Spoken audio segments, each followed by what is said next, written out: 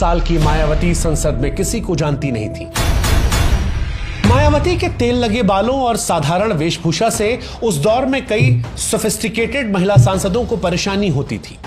उनकी ये शिकायत होती थी कि मायावती से पसीने की बदबू आती है। अब यह सोचने की बात यह है। दैनिक जागरण अखबार में खबर छपती है जिसमें दावा किया जाता है कि मायावती की एक 12 साल की गोपनीय बेटी है। दैनिक जागरण ने ही अपनी एक खबर की हेडलाइन में मायावती को चमारन कहा था। मायावती से पहले देश में केवल 3 दलित मुख्यमंत्री रहे थे, लेकिन इनमें से भी किसी ने कभी भी सवर्ण जातियों को चुनौती देने की हिम्मत नहीं उठाई।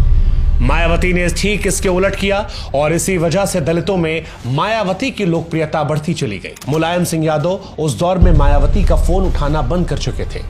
उधर दूसरी तरफ काशीराम ने अटल बिहारी वाजपेयी के साथ अपने अच्छे संबंधों का फायदा उठाते हुए बीजेपी को गठबंधन के लिए तैयार कर लिया था, जिसके बाद होता है गेस्ट हाउस का। 17 अप्रैल 1999 को बीएसपी के सांसदों ने सरकार के खिलाफ वोट किया और उस दौर में अटल बिहारी वाजपेयी की सरकार मात्र 1 वोट से गिर जाती है।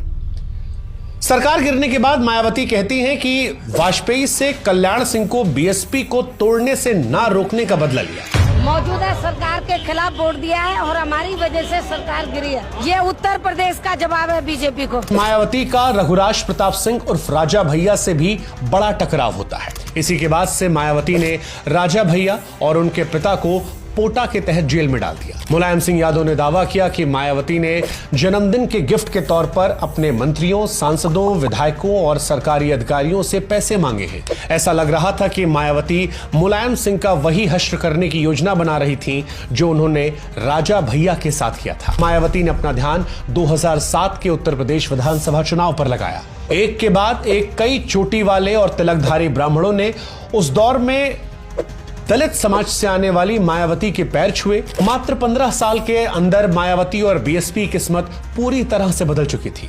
वो आसमान से जमीन पर आ चुकी थी। अब सवाल उठ सकता है कि आखिर ऐसा हुआ क्यों? इसका एक कारण 2007 की जीत में भी छिपा हुआ है।